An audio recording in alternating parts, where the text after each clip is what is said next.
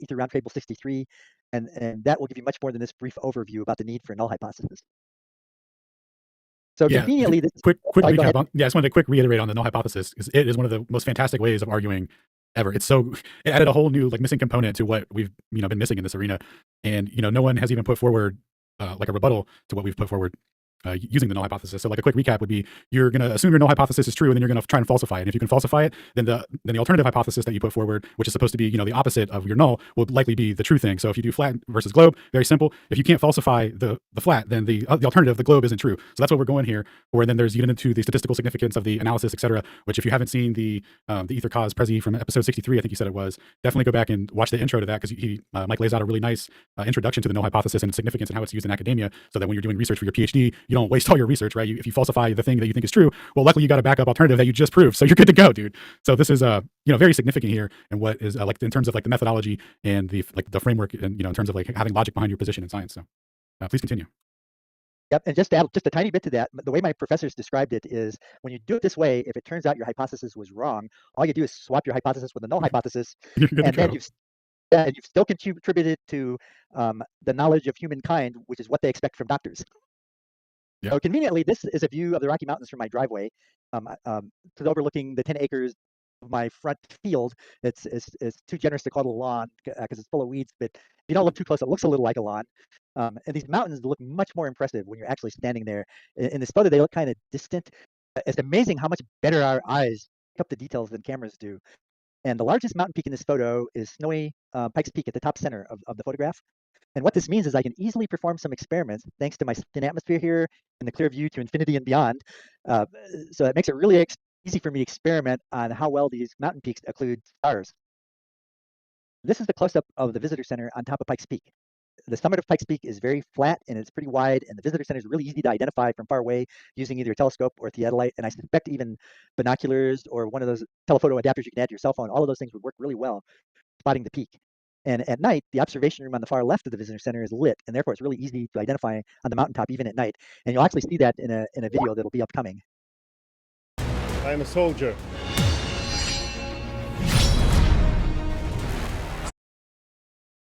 I gave this website that's listed on this slide the latitude and longitude of Pikes Peak, so it could calculate the distance between me and Pikes Peak. And as an added benefit, it also calculated the initial bearing from my location and the final bearing from the peak. When you're looking along that straight line from my location through the summit of the peak. But for my first experiments, only the distance from my house is important. But that final bearing is going to become extremely useful in just a little while. And this particular website also gives a very detailed explanation of the math involved for those who want to really dig into the math. This is my original drawing to illustrate how I calculated that Pikes Peak should be at an elevation of 2 degrees 31 arc minutes. And I never imagined that my original drawing would be too complex for Globers to understand. So the next, but that's true or they're pretending that's true. But the next slide is going to align things more carefully and add notes in red to help clarify for the Globers the simplicity of what flat Earth really means. This is it. In theory, simple trigonometry should be sufficient for me to be able to refute the null hypothesis, because Pikes Peak is 50.7 kilometers from me and is 2,226 meters higher than the altitude of my lens. So simple trigonometry says a theodolite on a flat Earth should measure the ground level at the Pikes Peak Visitor Center to be 2 degrees 31 arc minutes above a flat plane for my lens. And for some reason, from this diagram, they couldn't understand what that meant. So I hope these red modifications make this much clearer for Globers. The globe Earth expectation is very little, and plus they want to do all kinds of corrections that complicate things.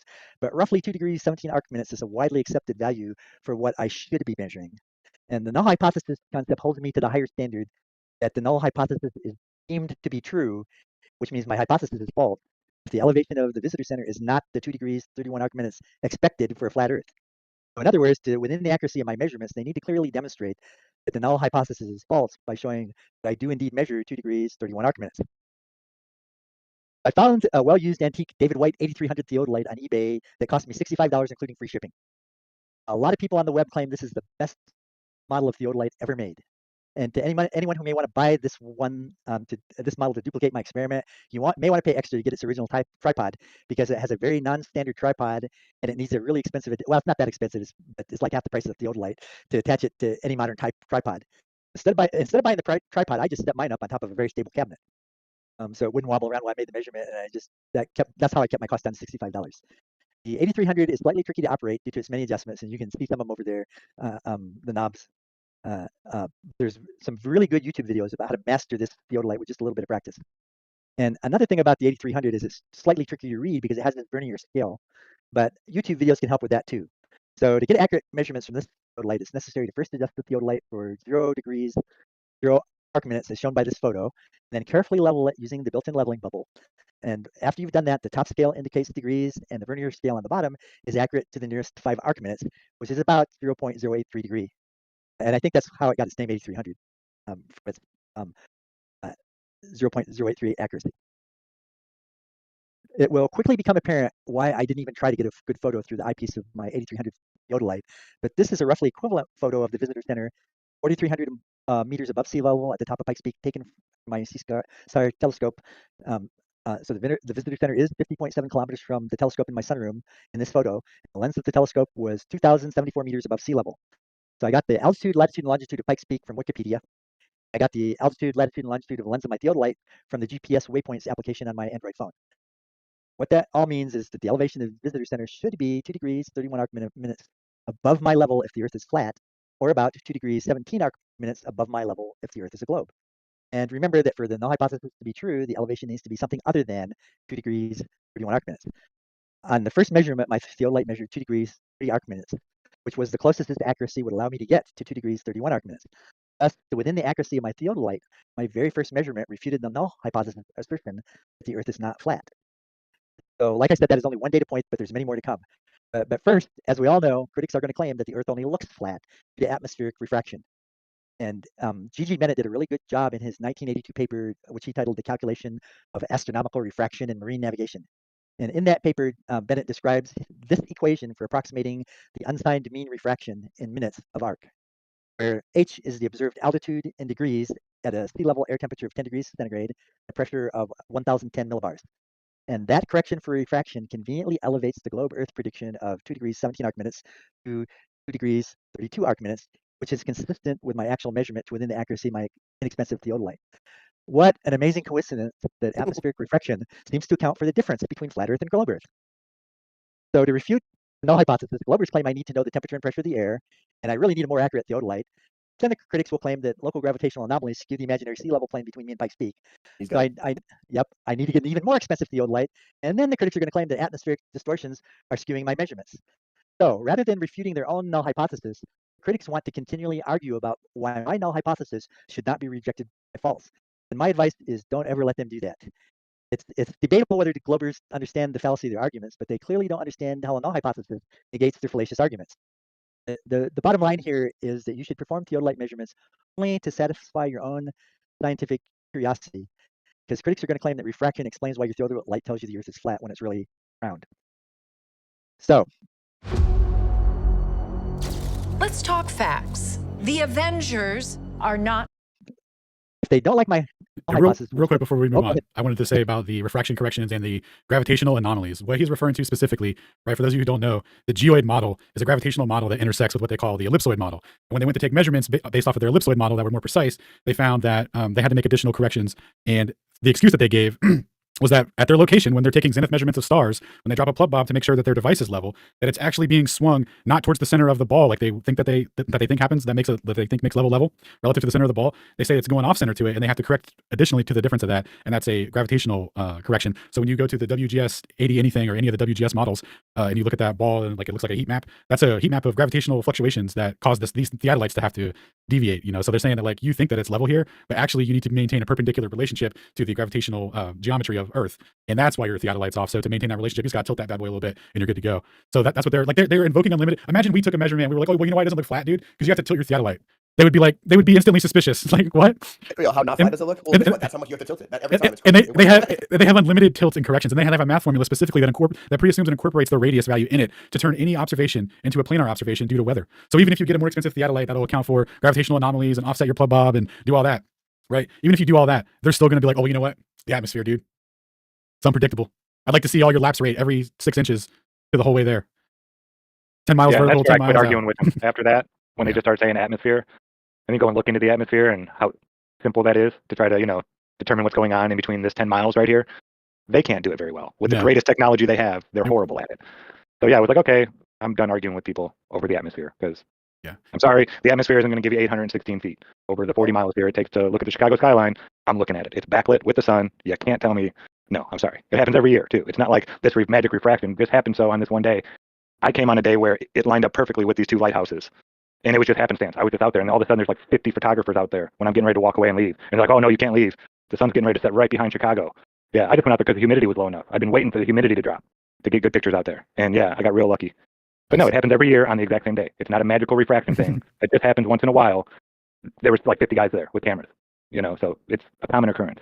Yep. Oh yeah, dude. Our boy Jim, shout out to Jim, peace be upon him. He went out there all the time for like 4 months in a row and took pictures of it almost every day. There would be like a couple days where it wouldn't, but like almost every day of the week he had a bunch of videos on YouTube about it. But yeah, real quick before we move on, the refraction equation, you'll notice that there's a radius in there that can extend to infinity, but there's no distance or variable in there that tells you where a distance is too far, and they've reached their maximum limit of like this breaks the equation, and that's extremely important because if you're using that to verify your observations and it's not falsifiable, then what you're doing isn't scientific. If you have no threshold, if you have no personal distance, like because it's not included, you have to make the personal decision of like how far is too far for you. So if you can't do that, you're willing to just refract everything to in perpetuity, then then it's definitely a globe for you. Then I see why. If you want to be unscientific about it. But yeah, anyway, please continue, Dr. Mike. Unless did you want to add something real quick, Shane? I was going to bring up Ruhif, but you kind of nailed it without mentioning his name, right? The people will argue 7/6R below 100 meters of the Earth's surface is literally infinite refraction. So if you say anything is too far, he will, with a straight face, say nothing is too far. You can almost see your own ass, right? That's literally his debate position, is that he'll argue refraction infinitum. So I think that's just a good representation of most of the globers that will be refuting it, right? Well, we can refract infinitely, so there. And it's like, yeah, okay, moving on. Yep. Yeah, that's why this is so good, though, because we're going to use it against him. Yep, and they don't want to refute their own null hypothesis. They want to criticize yours, but that's not the way the whole null hypothesis work. If they don't like my null hypothesis, they are free to reverse H1 and H is not, or develop their own and then try to demonstrate the falsity of their own null hypothesis that the Earth is not a globe. So let's do that for them. How would they go about falsifying the Earth is not a globe null hypothesis? Well, photos are not very convincing when compared against precise theodolite measurements. And equally unconvincing are the many correction factors they need to explain why measurements demonstrate their null hypothesis is true rather than false. They would need to modify their hypothesis to claim the Earth measures flat because light is bendy. Atmospheric refraction makes the Earth measure flat. And if you refute their null hypothesis with a much more expensive theodolite, then they will need to claim that local gravitational anomalies cause ground level to be skewed, thereby making the Earth measure flat, and or because atmospheric disturbances cause little ripples, and or because mirages cause reflections. Their arguments for why the Earth measures flat are inconsistent depending on the method used to demonstrate their null hypothesis is true rather than false. So after all that complexity they want to introduce, if all else fails, they will just claim your diagrams are too complex for them to understand, which is why I annotated mine in red. So if anyone's convinced by their attempts to dismiss the fact, I meant to say, is anyone convinced by their attempts to dismiss the fact that undiddled measurements indicate the Earth is flat? When you look at things from the perspective of what they need to claim to falsify their null hypothesis, it helps to highlight the absurdity of their arguments. So I asked myself, is there an easy way to overcome all those absurd arguments? And the answer is yes, there is. And this is it. We can do better.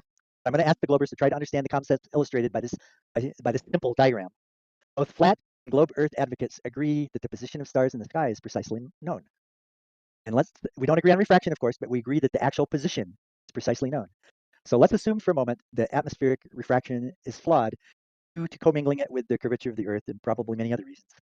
If that's true, then turning off that so-called correction, permit an observer on the flat Earth and an observer on a distant mountain peak measure the same elevation along the same straight line of sight. So now let's assume that I'm observing Pikes Peak, occluding stars from my house. Before I say anything else, if the flat Earth elevation of Pikes Peak is 2 degrees 31 arc minutes from my sunroom, then a flat Earth observer on top of Pikes Peak should measure the star at that same 2 degrees 31 arc minutes when it vanishes from my view. The only difference would be that I will see the star at its initial bearing from my house, and the peak viewers will see the star at its final bearing from my house. And for those who may still not be grasping that concept, I'm about to perform an experiment where I determine whether a mountain peak occludes a star at the exact elevation predicted by flat Earth trigonometry. I set up my go ahead. At this point, I have a little question. I think Globers brought this up, and I think it's a valid question. So from your position, right, on the right-hand side is your house, right, with the little stick figure. On top of the mountain is the pine, right, and then on top of the mountain is the observatory. Between the mountain and the observer, is there like 50.7 kilometers? Exactly, yes. So then shouldn't the star declination change by are we allotting for 69 miles per degree between them, which is like what, 0.45 degrees or something, 27 arc minutes between those two? So they are, we are not. We're saying it's a straight line view from us to the star, not impacted in any significant way by refraction, not impacted in any significant way by bendy light. And because we believe there is no flat Earth, that means when our line of sight reaches the peak, it should extend into what that same line of sight that an observer on the peak would observe that same star. And how do we know whether that happened or not?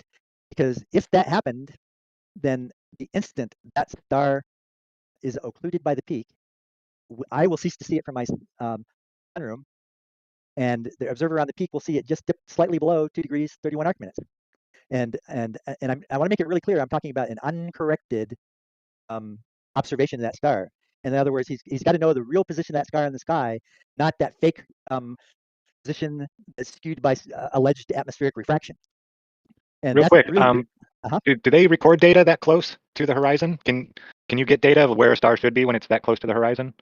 I know they don't keep a lot of data under, what is it, 18 degrees, I think, because of atmospheric seeing, they call it. Yeah, and actually I'm going to proceed to show you exactly how to do this experiment. Okay. And you don't even need a mountain. You just need something tall and far away from you where you can see the top of it, and it's wide enough and enough stars will be occluded by it that you can see the exact instant that star disappears behind the mountain, the building, the statue, whatever. Nice. And for those who may not already be aware, the globe on the right illustrates why an observer on the ground views a mountain peak from the initial bearing. And this is, of course, from the globe Earth point of view, whereas an observer on the peak views a star from the final bearing. That's because bearings change as you move with longitude. And those bearing changes are far more intuitive and obvious when you're looking at a flat Earth map than they are in this globe Earth projection. But since bearings are relative to north, and that's why I picked this particular one, it's easier to visualize. Oh yeah, those compass points are all pointing to where they perceive north to be. You can see they're all pointing in different directions, and that's why the bearing's changing. And since bearings are relative to north, and north changes as you traverse those longitude lines, your bearings relative to north also change. And for both flat and globe Earth, bearing corresponds to the azimuth of the star being observed. And my man Shame has come up with some really good tutorials for those who may not understand why both flat and globe Earth use the same coordinate system. And I recommend starting with his link on the bottom left for anyone who needs tutorials to understand why globe and flat Earth both use the same coordinate system. This is the point where it's wise to defeat the globers using their own tools. There's many advantages to that. Probably the biggest advantage is it puts them into the position of having to argue their own tools are no good in order to refute your results. And some of them have already done that, ironically. Stellarium is a very popular globe Earth astronomy tool that's a free application for my Chromebook.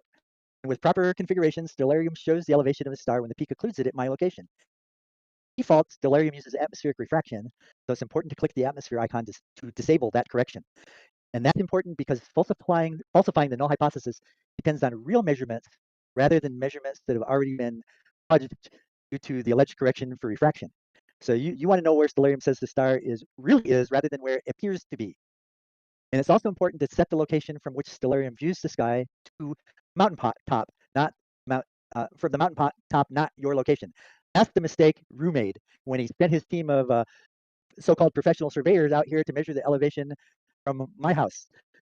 No, that only tells you where it appears to be from my house after they've worked their globe Earth magic on it.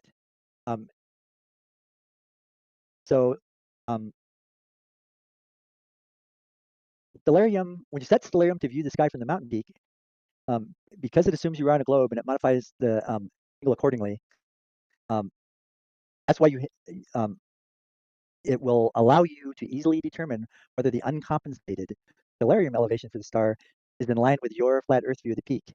And I think Piso, as I recall, Piso's explanation of that was much better than what I just told you. But basically, Stellarium knows where that star really is, not where it appears to be. And you want to know.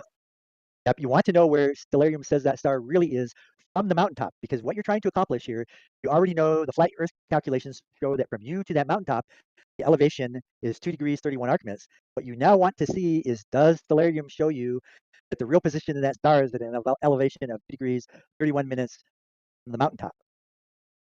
Yeah, it says for astronomical observations made at low altitudes, like considering navigation. If you're using it for navigation, they say to use nothing lower than 10 degrees because of the reliability of the observation. And the value actually go as high as 32 degrees. So if you're doing it for astronomical purposes, they say you start at about 30 degrees. But if you're doing it, you're out on the water and you're trying to find your way, that you never take a measurement below 10 degrees because that's where all the interference and the crazy stuff at. Maybe if we could get closer to the mountain and make it a little bit higher of an angle, that might help a little bit. I'm just thinking like a glober, like what could I say to make it, what could my argument be? And with it being that low to the horizon, I could see them throwing some nonsense out there. Yep, and I really appreciate that comment. And I want to be really clear. I'm not saying that corrections for refraction are totally bogus concept. What I'm saying is the way they've implemented it is totally bogus. And this simple technique eliminates all those arguments because it doesn't matter where an observer on the peak observes the star appear to be. What matters is where stellarium says it actually is, independent of what the atmosphere is doing to it. And the reason for that is as soon as the star dips below at elevation where it really is, it should immediately disappear from your location if the flat Earth calculations at that elevation were correct. So that's what we're going to test. And before I go on, this is a trigger warning. The remainder of this presentation may cause cognitive dissonance to those who believe the Earth is a globe. And that's because they're going to be faced with the dilemma that their own globe Earth tools clearly indicate the Earth is flat. And we may have to discuss that in a Q&A session afterward a little bit if any of you are still having trouble with that. It could be possible that all stars have flat Earth elevation angles, therefore occulted by atmospheric corrections in stellarium. Is that a valid position now? Wow, I'm going to think about that one. So, although the Globers are already arguing that stellarium is an inadequate tool, please follow and this may seem a little bit like a repeat, but it's not quite a repeat, and you'll see why. Please follow these instructions to easily. Stellarium is pretty accurate. Say that again. Stellarium is pretty accurate. I measured against it for months, and it was always right on. They're in this weird position where now it's not their friend, so it's not accurate for this, but it's accurate for everything else. So that's kind of where we're at. Yeah, I went and tested it because they were using it back in the day so much. So I used it in the U.S. Naval Observatory, which are pretty much the exact same thing. And then I measured for like 8 months, measured the sun exactly where it was with a sextant, and it was always right. There were 2 times it was off 2 degrees, but it was because of something in the atmosphere. You could tell the day before it was right here, this day it was supposed to be right here, and the next day it was right on. But that one day in the afternoon, it was off by like 2 degrees. It happened 2 different times. And personally, I am blown away by how accurate stellarium is when you use this particular technique. So after you turn off atmospheric correction and you set stellarium's location to latitude and longitude of the mountain peak you're observing, the next thing to do is turn on the Telrad bullseye and center it on the final bearing at your expected flat Earth elevation, whatever you calculated that elevation would be on a flat Earth. And stellarium also has many other good reticules and reticules, including some custom ones if you don't like Telrad, but I'm just using Telrad because that makes it pretty easy. So at this point, stellarium is now properly configured to identify every star peak occludes. So you'll see that star disappear, and it's right in the bullseye on stellarium at that point. So for my particular viewing environment, because I'm way out in the country where I have great astronomical viewing conditions, but I'm looking toward a big city, and so I've got some light pollution. So for my viewing environment, I also found it real convenient to limit the magnitude to 7.6 or lower. So I'm seeing bright stars, and I'm having no trouble telling the exact point where they disappear. And that prevents stellarium from showing me the identity stars that are too faint for me to easily see with my toy telescope. A lot of people claim the C-Star S50 is a toy. It's way more than adequate to do this little experiment. That's amazing to see the building like that. Because I've been up in that building. It's not a huge building by any means. That little observatory, it's 1 story. It's not big at all. That's amazing. Yeah, you can get it into focus like that. That's awesome. I agree. When I first saw that building through the 8300 Theodolite, I was amazed at how easy it was to see that building. And through the telescope, it's even a little better. So despite what Globers, and here's their dilemma, despite what Globers claim are stellarium's gross inadequacies, as long as their bogus atmospheric corrections are turned off, it somehow manages every time to show stars at the expected flat Earth elevation at the moment the peak includes those stars. Is my noise canceling still working good? Because my dogs were barking really loud just as I was saying that. You're doing great. Yeah, it sounded like what you just described. Is Shane just stole stellarium? It just uses negative coordinates to plot where the stars go out from your field of vision. Is that what just happened? Do we own stellarium now, Shane? Oh, dude, like Zach said, dude, it's super accurate. I've had 0 problems with it when I use it to try and make observations or make correlative comparisons and other observations. I've never found it to be lacking. Now, you can turn off that atmospheric condition, which I do all the time. I never even thought about it, right? Because I just said I want the actual observations. So talking about what he's thinking, so literally they're all just flat Earth observation levels, and then they occlude it to the refraction scale, I would argue, and then that gives you your atmospheric corrections, and that gives you where the stars, versus actual and apparent, right?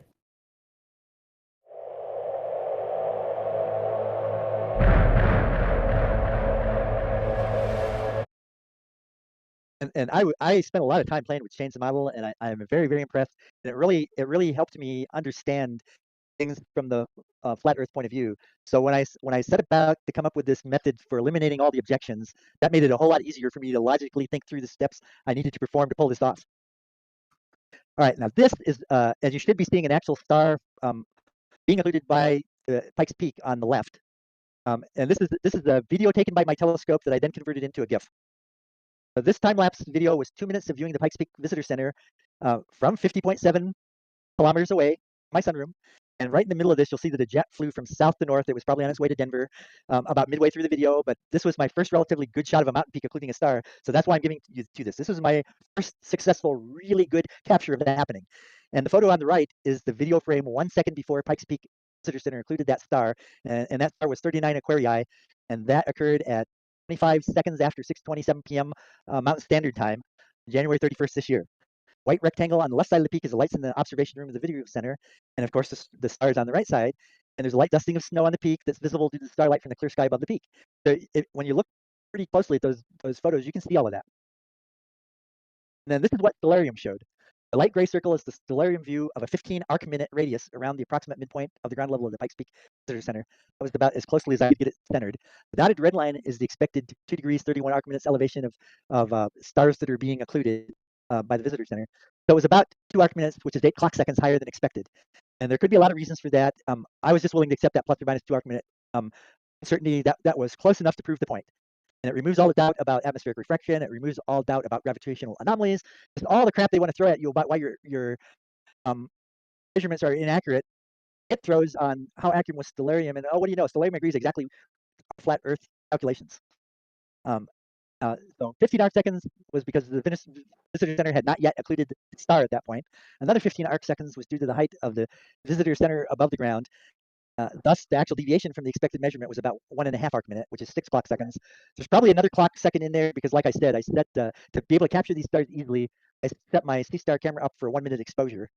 So it could be capturing these stars a minute late because it takes that long for it to register on the sensor inside the telescope.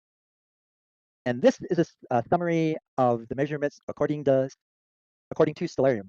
At a bearing of 29 degrees 30 arc-minutes from the top of Pikes Peak, Stellarium says the occlusion elevation of several dozen stars was 2 degrees 46 plus or minus 2 arc-minutes with correction for atmospheric refraction on, and 2 degrees 31 plus or minus 2 arc-minutes without correction. For my sunroom, Stellarium says the occlusion elevation of those stars was 2 degrees 19 plus or minus 2 arc-minutes with correction for atmospheric refraction, and 2 degrees 4 plus or minus 2 arc-minutes without correction. And that, by the way, is exactly what Rue's professional surveying team found. What do you know? Thanks, Rue. You confirmed this data. For the uncorrected elevation, yep, thanks a lot. We really appreciate that. For the uncorrected elevation of those stars, when viewed from the top of Pikes Peak, dark red values are a 3 sigma match to the flat Earth calculated values, thereby failing to reject null hypothesis that Earth is not a globe. In other words, the globe-Earth null hypothesis that Earth is not a globe is true. And think about that. Their tools disprove their hypothesis. Sorry, disprove is too I've said this before. It's too strong a word to say you're disproving it. What you're demonstrating is that their null hypothesis is false. Therefore, their hypothesis is probably wrong to a 3 sigma level of certainty. And lack of evidence versus evidence to the contrary sort of thing. Which one is 3 sigmas? Is that 97.999 or is that 99.999? 99.7. 99.7. That's the 99.7. So gotcha. that's a level of in dissertation work they call that a level of confidence. That's a level of confidence that is in the neighborhood of some of the best doctoral dissertations out there. So you're saying your data was corroborated with statistical significance of 99.97? Some of the highest academic doctoral theses out there have been built upon this? Nice. Cool. So we own Stellarium now. Thanks, lads. Yeah, and you know the exact steps that I feel like this is a Spock's brain moment where Dr. McCoy is saying this is so simple a child could do it. You've got the exact steps it takes to configure Stellarium.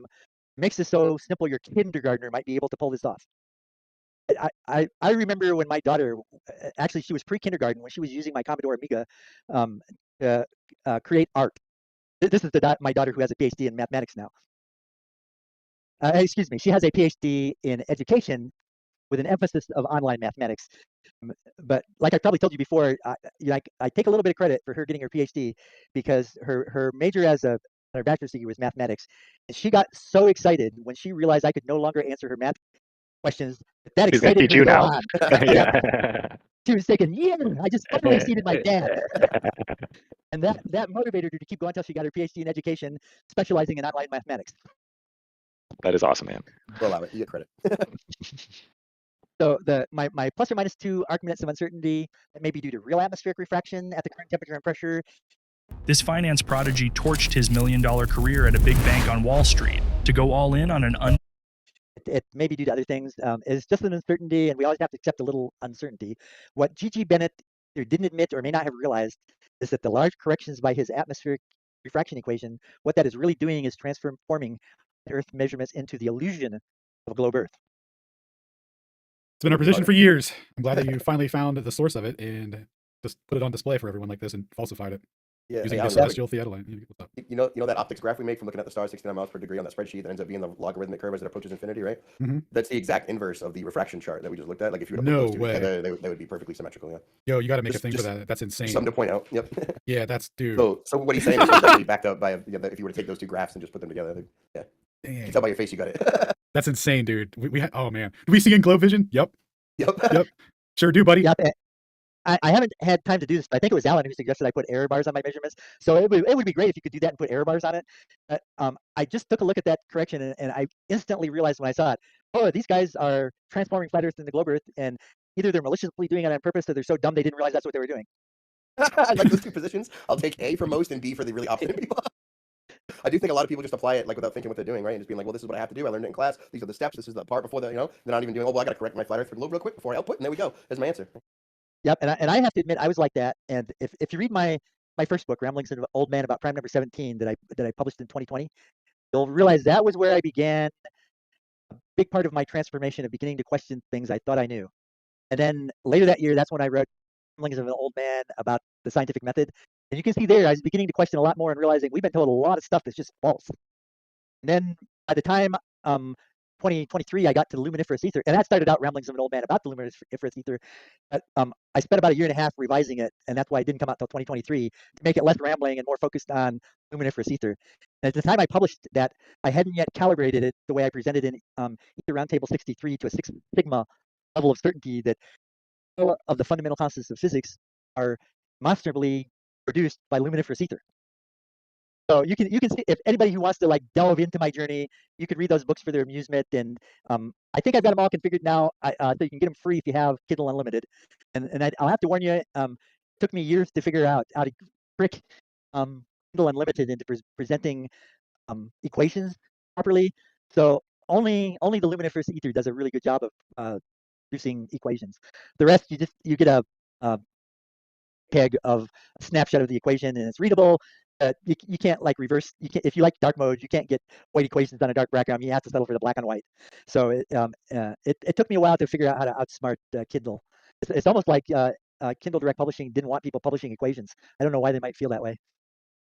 But anyway, I'll move on now and stop pontificating. To summarize those measurements we just discussed, if the Earth is a globe and Pikes Peak tilts west and my telescope tilts east, with atmospheric correction on, stellarium adds 15 arc minutes to its uncorrected 2 degrees 31 arc minutes elevation for the star, and thereby stellarium produces an atmospheric lift to 2 degrees 46 arc minutes for an observer on the peak at the moment this peak occludes the star. At that same moment in time, stellarium adds 15 arc minutes to its uncorrected 2 degrees 4 arc minutes elevation for the star at my location, thereby produce an atmospheric lift to 2 degrees 19 arc minutes for my location at the moment the peak occludes the star. And then let's see, this is if the Earth is flat, then the uncorrected peak elevation of the star and my uncorrected elevation of the star are identical. And within the state of accuracy of what celestial or terrestrial theodolites actually measure, in other words, or should measure at least, with an atmospheric correction of the Earth measures flat. That's genius. So perhaps.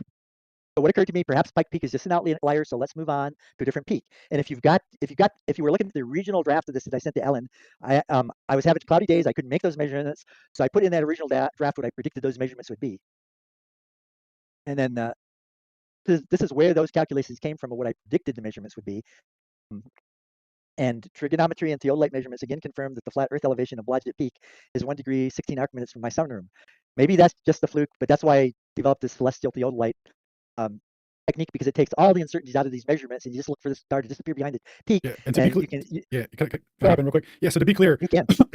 The celestial theodolite, that mountaintop angle, right? The globe makes a different prediction. So if it matches what it matches in his sunroom, it's over. That means that mountain is actually there at that location, at that angle, and it's not being refracted up, because if it was, then the star would be in a different position as well. And that's not what is happening. We're actually turning off refraction, right? The lowest amount of refraction, like not what that Bennett guy has incorporated, right, is what is being occulted here. That's the significance of this. So like we got our regular theodolite on the right here, guy in the sunroom. Our celestial theodolite is that mountaintop blocking that sun, and a little lad on there with his theodolite looking out at the same exact angle that he has in his sunroom, and those angles matching, still aiming at that star. I think the best part is that they can't invoke refraction for the star and not the mountain, and vice versa, right? Which is what right. throws a wrench in the whole argument, because yep. It's beautifully put forth. Yep, and I appreciate Alan's comment, and that reminded me it's even better. I've been forgetting to mention this, but I chose that particular method because This is the simplest way to silence snoring at home. I tried these popular anti-snoring solutions, so it doesn't matter what a theodolite in your sunroom measures, because if the measurement is high, if the measurement is low, none of that matters because you carefully calculated what the angle should be when the star disappears. So the only thing that really matters is that at the exact moment that star disappears, whether it measures high, it measures low, what matters is where does stellarium say the star actually was relative to the peak at that instant in time, and it's a match every time. Yeah, that was to the point that Zach brought up earlier about elevation angles to the stars and like which ones are the preferred ones because there's too much refraction, etc. Yeah, that completely nullifies that. This is what the significance of that is. It shows that the application of that story is invalid. It would just prove the globe to be wrong, so that's why it's invalid, right? It would prove the application of refraction in asserting it as the cause of why it's at that angle. Then yes, because it shows that it's actually there. And the focus is back on the null hypothesis concept. So if their hypothesis is the Earth is a globe, meaning that their null hypothesis is the Earth is not a globe, what these straight line measurements show is, well, sorry guys, but we're refuting your argument that the Earth is not. Sorry, we're proving that your null hypothesis, the Earth is not a globe, is true, because we're confirming flat Earth line arguments show the star occluding exactly where it should disappear. So Yeah, it's yeah. Sorry, this is so significant because a lot of people will say, well, the Earth measures flat. They'll say the Earth measures a curve. We measure globe. Well, with respect to what is this measurement being made? We need some other reference. Like, we're told, like, as flat earthers, the mantra is usually don't look at the sky to tell the shape of the ground. For sure. But flat with respect to what? How much flat is it, right? So this is the external reference that's been given to us that we have, that's freely available, that we all use. So let's not throw it away here. You can use it to do this, and it verifies our position. It's flat with respect to the stars. These elevation angles only work on a flat Earth. And what I realized is the more you think about this, the better it gets. Because look at how complicated and unwieldy their math has to be able to come up with a null hypothesis you can't refute. Look how simple your math is to show they're wrong. Yeah. So a flat Earth observer on top of Pikes Peak should observe the star at, and I should really reword this. I want to get away from that statement of the angle it vanishes from the view at my sunroom. And what I want to get to is the elevation it looks like from my sunroom is totally irrelevant. What really matters is what elevation, if you assume the Earth is flat, you calculate the elevation of the peak based on how far the observer is from the peak. You've got an angle that is so precise you can't duplicate that position more precisely using any method. And now you know if you're on the peak, what should the elevation, a straight line continuing from your view onto that star, what should that elevation be? And so what you're doing really is you're comparing where does stellarium or your favorite astronomy tool, where does that tool say the star is at the moment it disappears from your view? Now compare that to the elevation flat Earth calculates it should be, and what do you know, they're the same every time, within the accuracy of the observation. That depends on the accuracy, your timing, depends on a few factors, but you're getting it so close. It's unbelievable. I was like blown away about how well this idea worked. And you'll notice I didn't modify this particular diagram to help Globers understand this concept. They're going to be confused by all this, and you'll just have to help them through it. Red dotted lines, therefore I dismiss it. This is not evidence. And they're going to do that. So if you want to add red dotted lines for them, go ahead. I spend so much time rescuing dogs and taking care of dogs. I really don't have time to appease their stupid arguments. And these measurements are for Blodgett Peak, trigonometry, and I'm going to change that to say trigonometry and You showing the where same slide? stellarium, say that again. Are you showing a different slide? You're showing Blodgett Peak. I'm showing one that should say Blodgett Peak. So it's got a new elevation, a new distance, a new elevation angle. Yep. So I'm sorry, sometimes I get confused a little easily, but I want to change my terminology to say flat Earth trigonometry and astronomical tool elevation, uncorrected elevations confirm flat Earth elevation of Blodgett Peak is 1 degree 16 arc minutes from my sunroom. So that a flat Earth observer on top of Pikes Peak, I should change that terminology to an observer. I'm going to have to rework this. I know you guys will understand what I'm saying here, Yep. but you know how easily confused Globers are. They're even more confused than me. A 75-year-old man is confused. It's so hard to tailor your statement to the dumbest Glober, though. Let's bring it up to a higher common denominator, though. We'll just go forward with that. Yep, but in any case, you'll notice I didn't modify this diagram to help Globers, so they'll need help with that. And as before, I see this star at its initial bearing from my house, and the peak viewers see the star from its final bearing from the peak. Again, I set my C star up for 1 second time lapse and 1 second exposures. The real key here is what Earth calculates the elevation should be compared to what the astronomical tool says the elevation should be at the instant that star disappears from your view. So here's my measurements. According to Stellarium, when that star disappeared, and Blodgett Peak is much narrower than Pikes Peak, so it's not nearly so many stars or direct hits. So it took me a while longer to collect this data. It had a final bearing, which is azimuth, of 262 degrees 45 arc minutes from the top of Blodgett Peak.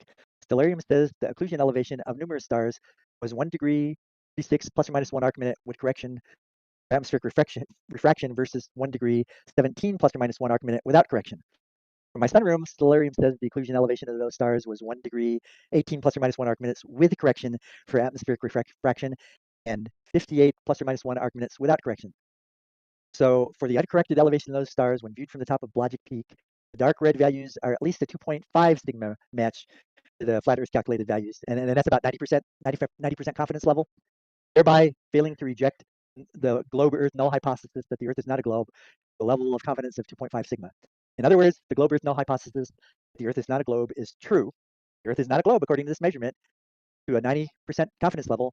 So their hypothesis that the Earth is a globe is probably wrong to a 90% confidence level. So this your best example so far that I've come up with is Pikes Peak. You're over 99% confident using Pikes Peak. The Earth is not a globe; it's flat. And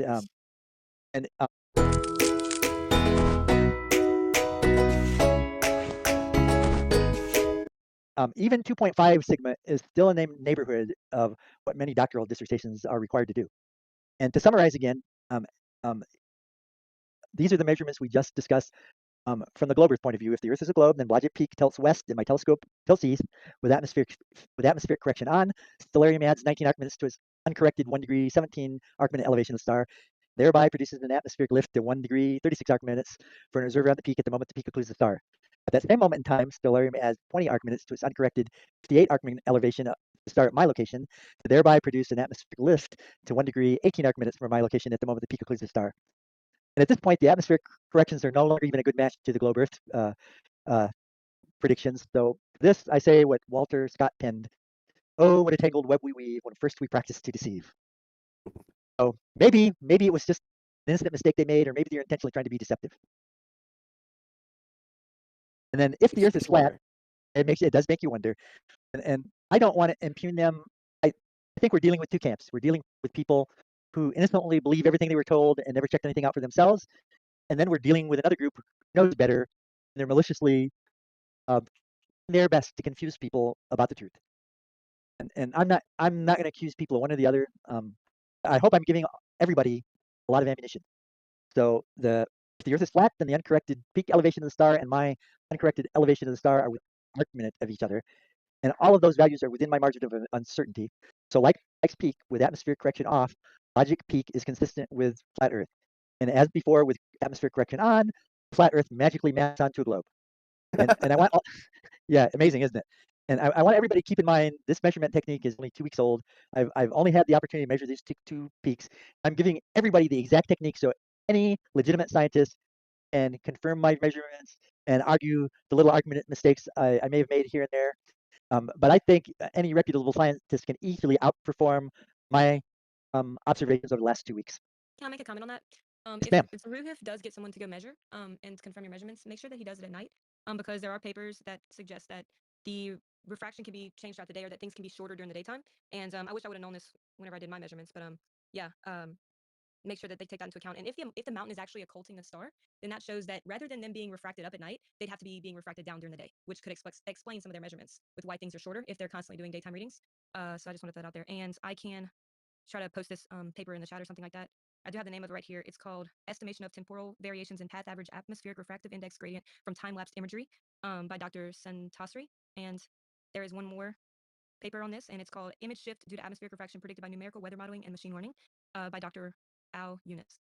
So these are two papers that can confirm that things can get shorter during the day, explaining potentially some of their readings. But if they do go and confirm your readings, make sure that they do it during the same time that you did. and I think all of your points are well taken. And atmospheric refraction, I'm sure, is real. atmospheric distortion is real. I've seen the little ripples looking through a telescope. And in my opinion, this is exactly why you don't want to confirm your hypothesis using theodolite measurements. Instead, you want to refute their null hypothesis by showing that you guarantee refraction is not a factor when you calculate what the flat Earth elevation should be and find out the exact moment the star disappears. Right. I was just going Go to say, ahead. it's not refraction though, because if the mountain was actually occulted, if the mountain was actually occulting a star, that kind of disproves that whole thing, right? Like it can't be that things are just being refracted up if it's actually occulting light. So that was kind of my point.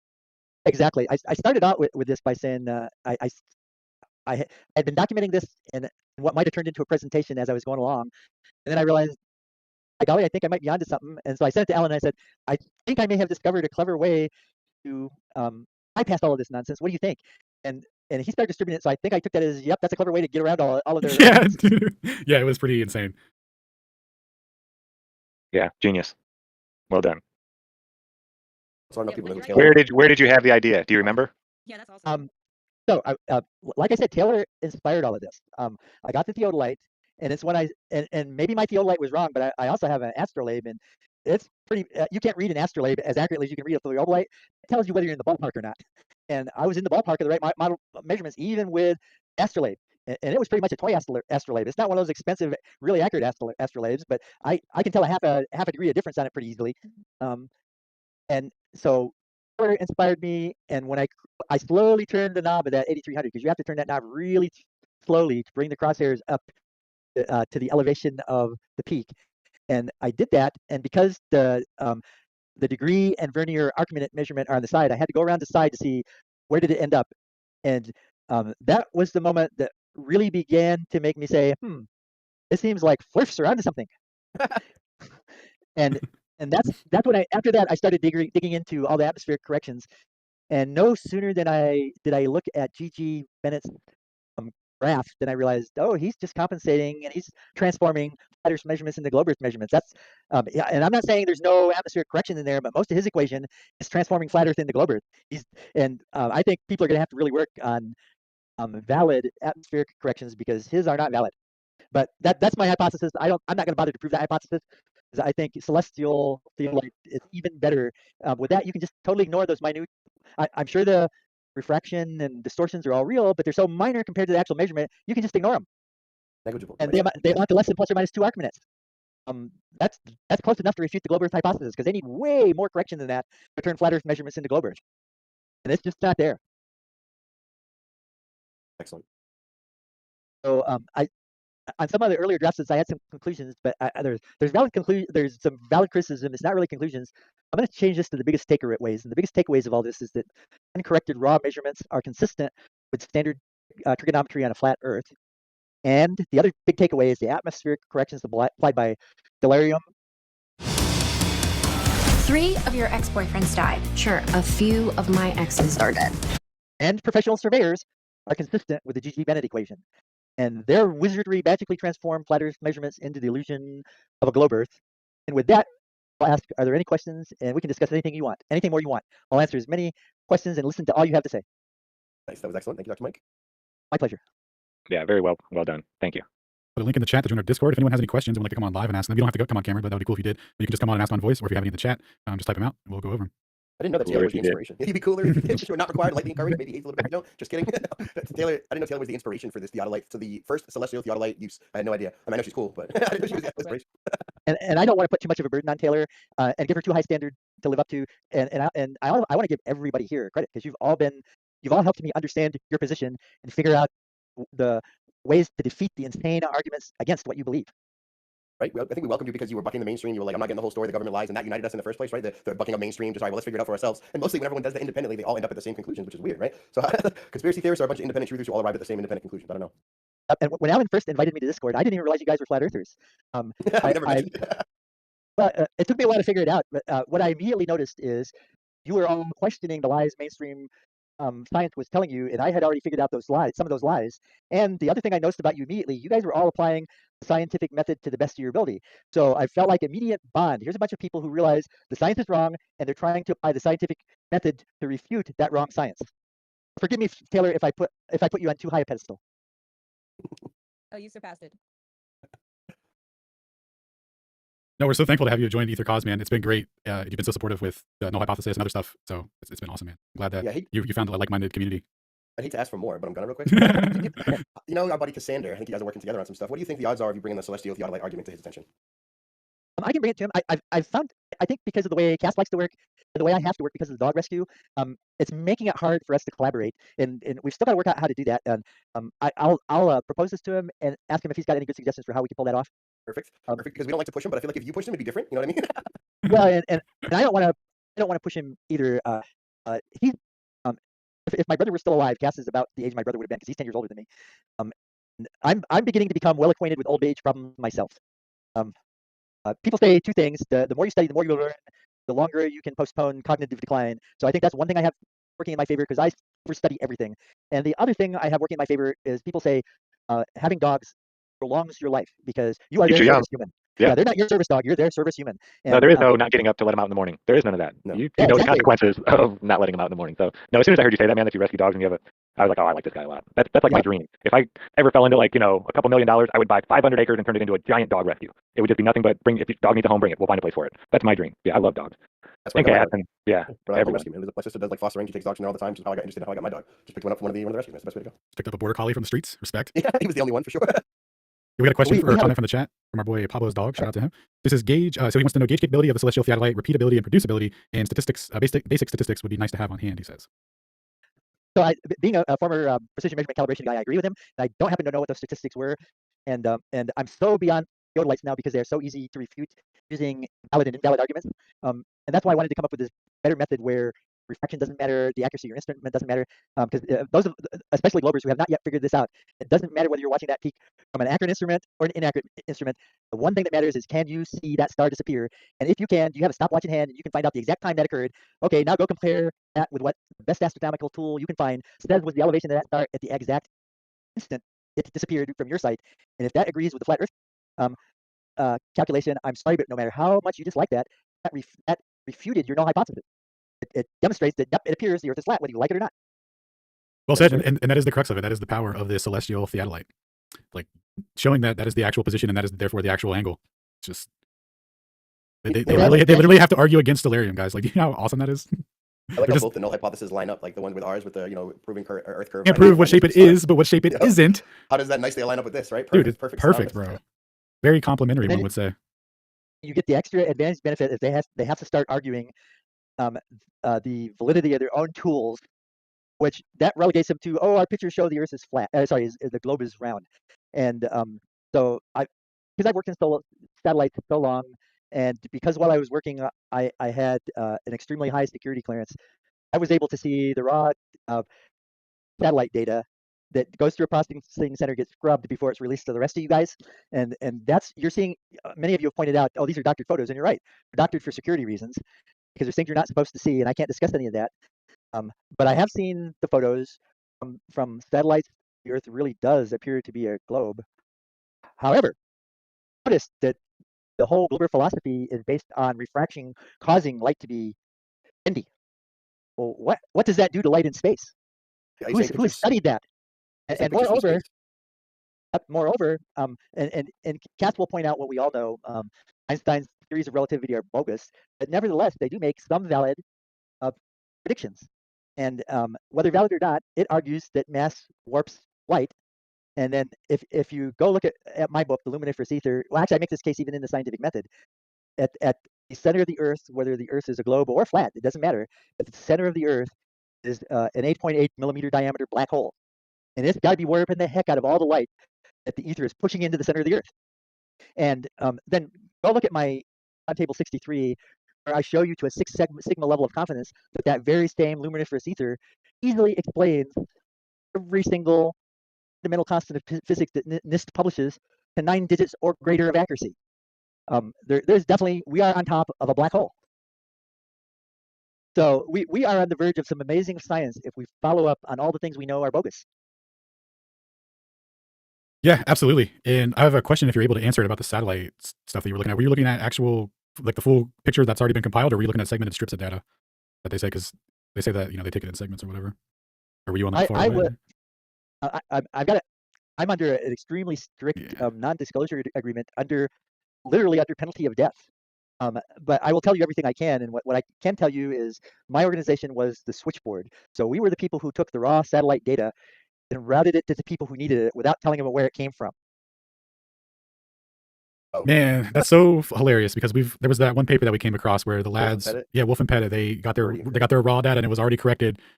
First order timing measurements of the speed of light were already corrected. It's like, how did that happen? Oh yeah, there's an agency of people that do that beforehand and then give it to everyone else. Got it. Yeah, dude. And then we also found out the phase carrier and what was the other thing, Shane? Like the thing that most people call raw data. It's not even raw data.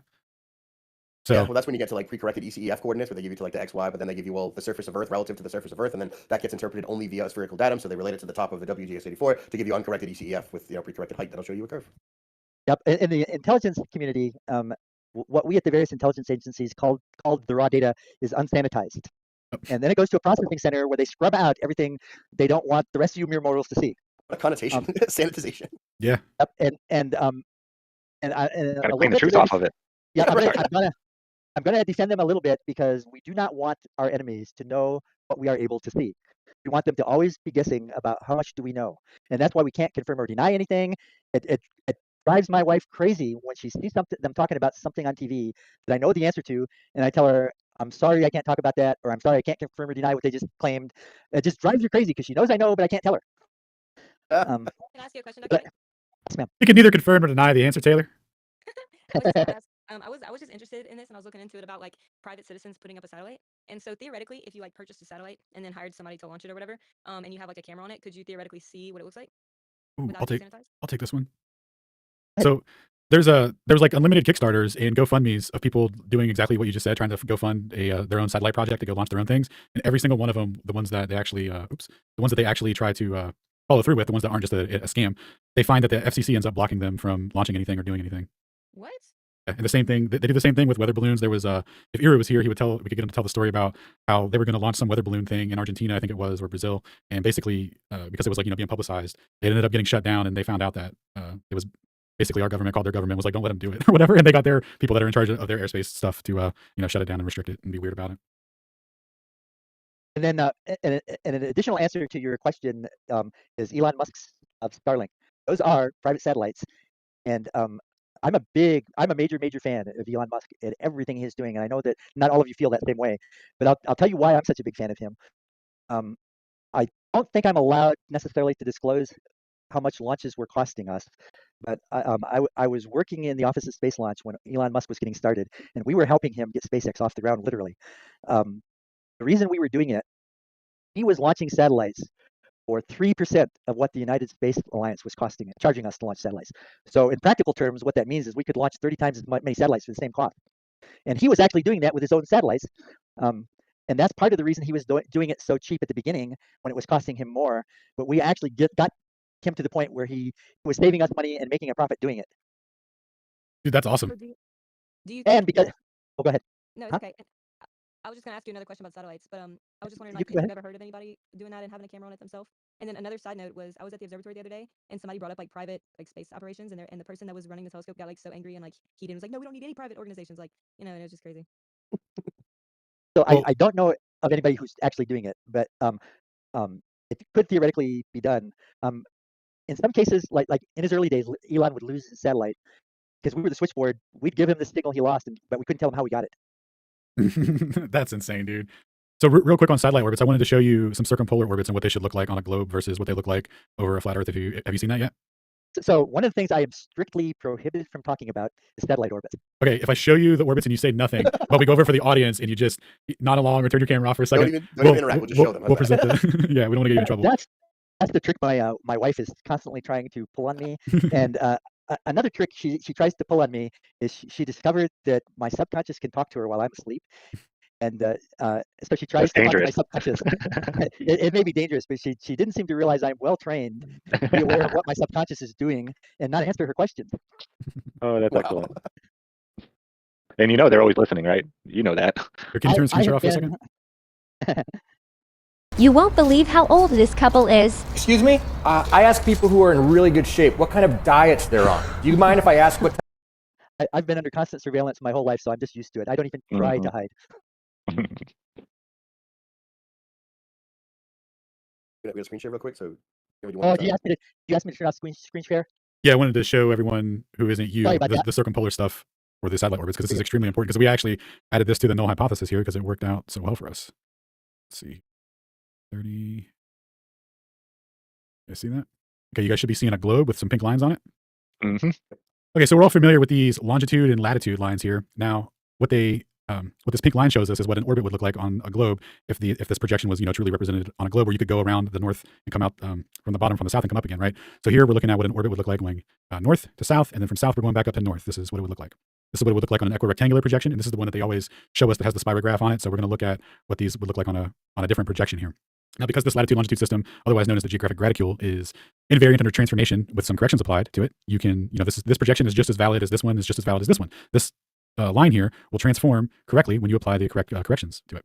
So anyway, we drew it in one, and we just projected it to the other two. Yeah, we only drew it in one, and we ended up with this. So take a good look at this, because this is the only time you'll ever see what this would look like if you could come up from the bottom of the ball, go over across the top of it, and come back down, and then loop around the other side. This is what this would look like if this were their true orbits. This is what they show us. North-south circumnavigation, right? That's what that represents, which no one's ever seen, and they claim to have done all the time. But all the routes will look like this, right, as I'm showing now. Yep, and they're showing us the spirograph that we always see. So if you ever turn on the news and you see something about the ISS, they'll show you this nice spirograph here. Now, when you transform that, you get this. You get figure eights over the sky that never go. They don't make the corresponding straight lines that they would do if you're going up and coming around. What they're doing is they're going out, they're coming back, and they're just looping around. They're just doing figure eights in the sky. And Japan recently has like a mini circumpolar orbit thing now where they do this figure eight in a smaller area. They're never going around the ball and coming up. So we took a bunch of different orbits that are publicly available, and they all show the exact same thing when you transform them, none of them corresponding to what would the proper line look like on a globe when you transform it.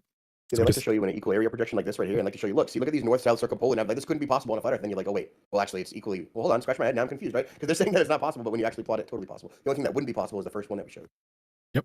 You can actually track pico balloons too in some cases, like the radio balloons, and I've seen it actually do that too. And the pico balloons can stay up for a surprisingly long time. Like one of the videos I was watching, it was like at least 72 days. But they can last much longer than some people think. And that orientation was kind of how I saw it go. It started going up to the north and then came right back down. And I was like, is it gonna cross? No, it didn't. But yeah. Yeah, they can even control those balloons too. They have electrostatic tethering, they call it. They'll have a big long line hanging off of the balloon, and jet streams are going in different directions a lot of the times at different altitudes. So say it's blowing east to west, and they want to, it blew it too far off course, they'll either raise it or lower it to hit another jet stream and blow it back to the west. Just by changing the electric charge on this long wire, it'll raise it or lower it down. Yeah, they've got it down to a science controlling these balloons now. It's pretty amazing. All right, real quick, we'll just go over some. The balloon thing is fascinating because they can actually stay up even longer than that too. I forget how long it was now, but I think it was like over 200 something days they can do it. And then they have hydrogen balloons that can go up to like 250,000 feet or something like that, something crazy. But anywho, finish up on circumpolar terrestrial navigation, so airplanes and such, where they say that they've done these routes, and it's kind of like a novelty thing that some of these airlines will, especially Pan Am, will put together, and they'll say, hey, we're going to do a circumpolar flight, be part of the circumpolar crew, because everyone goes east-west circumnavigation. Nobody does north-south, so they make a big deal about it, and they show these routes here. But again, we're projecting them on an AE, and we show that they're not going around the ball. They're not doing that. They're just doing a big loop. So here we got another one from Pan Am, big old loop. Then we have the One More Orbit crew who was going to do the same thing. Oh, look, a giant loop. Yeah, just a little loop-de-loo there. And then when they get called out for it on Twitter by our boy Gleam, they say, hey, you know what? The marketing team is using a concept image, and that's not the actual flight route that we took. Okay, thanks, dude. So no one's ever seen a transformation from a projection given to us from equirectangular like this that corresponds to what we showed in the original image there at the beginning. We got to go all the way back out to take one good look at it because we've never seen it before. No one will ever see it again. This one right here. These right here. All right, they've been showing it to us the whole time, and we just forgot. Yeah, that's our evidence against circumpolar flights of GPS satellites, planes, etc., showing that they do that, which no one's ever done it. Is our argument that we've shown you what it would look like if they actually plotted it. It's never happened. All they do is circle around the flat plane. Yeah, and then so like in terms of like mechanism of like what is a satellite, what is the propulsion? Because here's the thing, you can definitely get a relationship with like satellitetracker.com or whatever, and it'll be like this satellite's going to traverse the sky at this time, and you can actually see it or like get signals from it and stuff. You can confirm this stuff, right? But the thing with that is that the altitude isn't what it would be, in the speed that they say it is. It wouldn't have to be the speed, because if it was closer, it could be moving slower and clear the sky at the same time. But the way that it clears the sky based on the altitude that they give us, and because everything in the sky shares a relationship with Kepler's laws, including satellites. And that doesn't mean that there's mass involved. Mass cancels out, guys. But the periodicity relationship of when it's going to return to you in the sky is true. But that doesn't mean that it has to be at that altitude and that velocity. It can be closer and slower. So whatever they are, however they're propelled, however it works, couldn't tell you. But that would be my best argument against it, is that there's no circumpolar orbits, and they claim mutual exclusivity over it, and they've never shown us one once, or terrestrially. Yeah, I just found this video where somebody with a pico balloon said it was able to stay up 735 days. See that guy? That used to be me. Overweight, tired all the time, flabby and unfulfilled. Wow. Yeah, hold on. I can actually share my if you'd like me to share my camera. Good. Okay. Launching of the W5 KUB 18. Let's see. It's just a single solar panel. That's awesome. And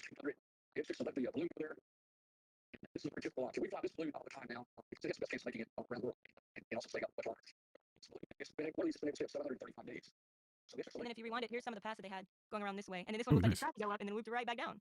So anyway. Nice. Very cool. That is a long time to stay up. We got a hand request here. Our boy Flat Earth Sub Guy. Flat Earth Subgenius Society. Yo, Dan, what's going on, brother? Yo, what's up, dude? Good times for all, right? Yeah, this guy's OG right here, gentlemen. If you've never met him, Dan's a good guy. Welcome. No, I'm an obscure outcast in the flat Earth community, so just ignore me. No, it's been a great show.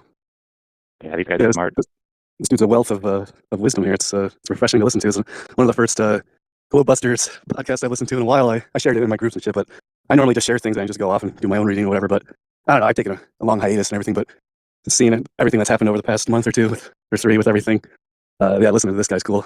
And yeah, my question's something I think he would be pretty familiar in. I have like really old books from I think like the late 1800s and early 1900s about spherical Earth trigonometry and planar trigonometry. And I haven't really looked into it too much, but I figure I might as well ask this guy. He seems like a bit of an expert on this. Do you sell any of your books, Dan? I know you have so many books. I'm just starting to promote me selling the books. I haven't. If you guys are looking for old books, get a hold of this guy. He's got an amazing collection of books. Just really good ones. Any topic. Many books.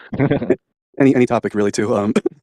The Luminetherius Ether, Admiral Byrd books, first editions, and it shows right when you open up the very first page, it shows the maps and it shows the uncharted, unexplored lands too. It's like on the very first page. It's like hello, but that was a Freemasonic expedition. But what was your guest's name? Sorry, Dr. Mike. Dr. Mike. What's up, dude? And you can call me Mike or Michael also. Well, I prefer to call you Dr. Mike. So us Subgenius refer to each other as doctors with a K. So could you give a brief explanation about the difference in accuracy between spherical Earth trigonometry and planar Earth trigonometry? I could assume things, but I'd rather hear it from you if you can propound upon that or expound upon that. So actually, that's not something I can expound upon. Just because I haven't dug into it that deeply. I know it's there, and I've had to use it in classes, but I've never had to use it in real life. And one of the things I discovered really early on is there was a really steep forgetfulness curve for everything I didn't use very often. And so and for a while I'd like go back and re-educate myself on things I'd forgotten, but eventually I realized I have other things I'm interested. If I'm not using that, I'm not going to bother studying it to keep proficient in it. So I don't consider myself proficient in Globe Earth Indie math anymore. Oh, no big deal. Yeah, I was just enjoying it, and I was like, all right, what seemingly intelligent question could I ask to make myself seem intelligent here? But no, I so I like this guy. So I have those. They're old as fuck. It's like I collect any blatantly obvious spherical Earth, Globe Earth stuff. I have all their space stuff, their space, what's it called, astrophotography books. It's hilarious. It's all artist renditions and shit. I mean, it's seriously hilarious. Like I have a shit ton of old official NASA books, and I mean, it's comic relief. It's literally like a comic book to me. It's like Garfield. You just reading. I mean, I think I was the first one to show the orbit of the rocket to the moon, and it was in the shape of balls and a penis. And do you know that picture of the orbit? Yeah, I remember that one. I pretended that was from the moon landing or whatever. Yeah, I remember that. Yeah, classic. I did that shit in like 2015. What's that? Do you think they're mocking us with that? Obviously, it's phallic worship. Oh, not us, but the general public. Absolutely. Oh, look what these people are stupid enough to believe. Let's rub it in their face. Yeah, no, it's obelisk phallus worship. It's the rocket is the male energy and the space is the infinite female energy, and the rocket is fucking space. So they just like to mock us with their weird heliocentric dark sorcery. I don't fully understand it, but I can clearly understand the symbolism. They say when you stand at the bottom of one of these obelisks, if you stand at the right angle, it looks like it's a stairway that just keeps going up into the sky with that top little angle, and it looks like a stairway to heaven, supposedly. Yeah, as we speak, like the third pillar. Yeah, as we speak, I'm going through my book collection because honestly, I've stayed away from it for the past 2-3 years because my basement had a flood and destroyed hundreds, if not 1,000, of my books, and really expensive ones too. So I was pretty horribly depressed for a couple of years, and but I'm finally getting back to rearrange. I mean, dude, I'm still unearthing black mold in my books that I'm finding because they got stuck together in like clumps. Mm-hmm. So I remember seeing your room and just books everywhere, just books piled on books on books on books everywhere. What were you saying, Taylor? That was me. Oh, sorry. Were you talking to? Why don't you go first? I heard you mention you have luminescence ether, was that the 1886 de Volson-Wood version? I'm seriously, I'm going around and looking right now. Right now I'm staring at the Flammarion book of astronomy. That's it, and it's like the original too. It's an old big ass book here I'm staring at. Actually, shit, I can do a video here. I read the original 1886 de Volson-Wood version, and he was pretty far off, but he was definitely on the right track. And when I found out what the actual pressure and density of the ether was, I was blown away by the magnitude of it. It was way, way higher than he ever imagined it could possibly be. Oh, there we go. Hello. Oh yeah. Well, I did have a question. I might as well just ask it now. So in the Admiral Byrd, I was just curious. Did he go past the ice wall, or did he go inside the Earth? I'm not sure. I'm not sure. I can only speculate. But you guys are familiar with this one? Never heard of her. This is a famous one for globe heads. Can you see it, right? Yeah, it looks good. Okay, cool. Let's see here. We got that's not how you open up books, right? Toby, so you can scan all these old books to make them available for me for free without getting off my couch. Yeah, I mean this is only 1964, but I prefer to get it before the moon landings, supposedly, because it's so much there's so much more gold in the books before the moon landing. But yeah, so great scientific popularizers of the 19th century and astronomers, so brilliant popularizer. Subgenius, I forget his name, but I think he was asking about the math between planar and spherical trade. That's one of our other favorite points. Is this literally it's identical? The only thing that's different is the fundamental plane has a negative value when the thing that you're trying to record is not visible, right? So instead of going along a circumference along the planar Earth beyond your vision, you could say it's actually at the same circumference beneath your feet, and the math that will predict it will work. It's exactly the same. So you give it a negative fundamental plane value, and you can use hemispherical coordinates to predict everything in the sky. Yeah, that's pretty badass. Speaking of that, we're going to wrap up here soon in about 5 minutes. So okay, cool. I'll just show this real quick. I mean, that's what I mean. Like, you can tell. Another excellent presentation, Dr. Mike. Thanks again. By the way, this was epic. We took it preemptively to TikTok to see how the globes would respond, and right now their best response was they confirmed all your math was right, but they didn't believe that was the measurement from on top of the mountain. So look, before I get out of here and have you guys wrap shit up. Not surprised.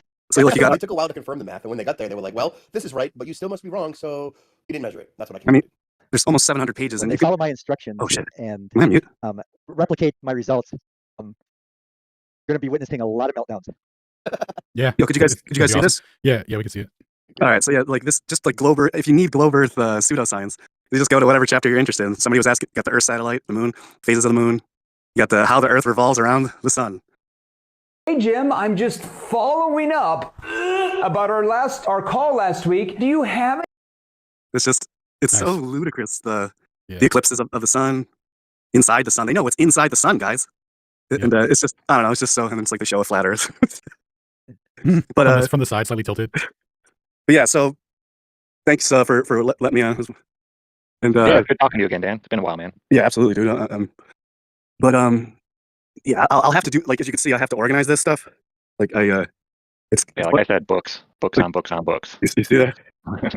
It looks a lot more organized than the last time I saw it, at least. It's literally endless amount of books here, guys. But and the ones that are in the boxes are the ones that, like, these ones right here. Yeah, I can't even. They're thousands of dollars. All right, well, we're about to wrap up here. Shane, what do you got coming up this week, buddy? Nothing. Or everything that you have coming up, probably. All right, cool. So I'll exit us on the way out. Dr. Mike, you got anything coming up, sir? Where can the people find you if they need to contact you for questions? You have a contact email or anything like that you want to put out, or a Discord or anything? I have to. They can definitely contact. Yep, they can definitely contact me through Discord, and they can reach me through michael.heffron@acm.org. Awesome. Sounds good. That stands for Association for Computing Machinery Organization. Nice. Awesome. Zach, what do you got coming up this week, buddy? Same as usual, Monday, Wednesday, Friday, Iron Realm Media, 5 a.m. Eastern, early bird show. Have a lot of fun. Just make fun of the government and space and whatever's going on. It's been insane lately. I've heard a lot of things I've been calling for 20 years to happen. And then I'm hearing some real crazy stuff to go along with it that I don't really like. So I don't know. It's an interesting time to be alive, to say the least. Remember, folks, it's all a show. Just sit back and enjoy the ride. Don't get emotionally attached to politics. Look at it like you watch a TV show, and it's a lot more fun. I'm just telling you. Don't pick a side. That's what they want you to do. Yeah. So yeah, it's getting really exciting out there for those who follow politics. And the show never ends. It's just gonna keep, it's that show. But yeah, that's what I'll be doing. Nope. You muted, Alan? Taylor, what do you got coming up this week? So on Tuesday, I'm going to be presenting on abiogenesis at 8 p.m. Eastern. Is that correct? Where's that? 8 p.m. Eastern. Where? Cool. Right here. Right here on the Ether Cosmology Discord at 8 p.m. Eastern. You're gonna take apart one of the pieces of microevolution that's supposed to support macroevolution. Is that my understanding? Yep. Like basically how life could not have started on its own. And you're gonna do a multi-part series. You said, no time commitment as of yet, but you're gonna systematically destroy evolution. You said. I absolutely could. I think that this presentation might be too long because there's so many ways to destroy it. I'm literally not kidding. Like I might have to have you break not? it up, but I'll let you know tomorrow. Have you not seen Nice. Alan's first presentation? Never mind, you're fine. It's fine. My first Prezi was 4 hours long. Oh gosh. Yeah. My second one was 4.5 hours. It got longer. Yeah, you're fine. How did that happen? You're going to do great. All right, cool. So that'll be Tuesday. Monday will be some variation of game night we will play around 10 or something, I think, Eastern. And then what do we got after that? Wednesday and Thursday will be our TikTok nights. Wednesday will be raid night. And then Thursday will be our follow-up community space. And then Friday, of course, may or may not be the return of a certain a duo Android co-hosting situation that is known to be prolific on Twitter that hosts a space that rhymes with Flat Earth Lie Day or whatever. Flat Earth Friday? I don't know. Anyway, so hopefully that returns. But if not, we'll do a little community space. So we'll see you guys then. Have a good week, everyone.